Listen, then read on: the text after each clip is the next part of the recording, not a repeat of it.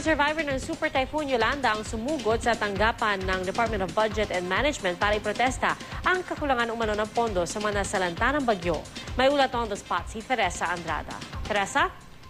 Sinugod ng mga survivors ng Super Typhoon Yolanda na kasapi ng grupong Sindog People's Network at People Search ang tanggapan ng DBM kaninang umaga. Sarado ang Solano Gate pero nagawa ng mga relista na itulak ito at mabuksan. Hindi kasi nakalsahan ng mga pulis sa kalsada ang naturang gate. Mabilis namang naitulak para pasara ulit ng mga pulis ang gate.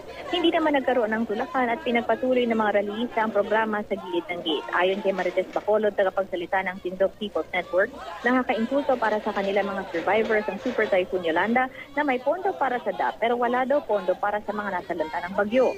Ayon pa kay Bacolod, 8 buwan na mula nang manalasa ang Super Typhoon pero ang pangakong pagbabago at ginhawa para sa kanila ay hindi pa raw nila maramdaman. Hindi raw maramdaman ang sinasabing tulong mula sa DAP para sa mga nasalanta ng bagyo. Nanawagan ng mga grupo na magbitiw na si Budget Secretary Boots Abad at magbitiw na rin sa pwesto maging si Pangulong Aquino. Raportado raw ng grupo ang impeachment complaint na inihain ni dating Kongresista Bobby Sicuco sa Kamara. Ayon kay Bacolod, mula nang maupo daw sa pwesto si Pangulong Aquino ay wala na rin naman daw silang nararamdamang pagbabago sa kanilang buhay.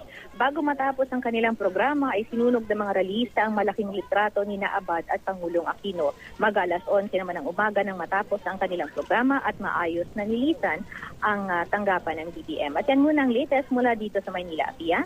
Maraming salamat, Teresa Andrada.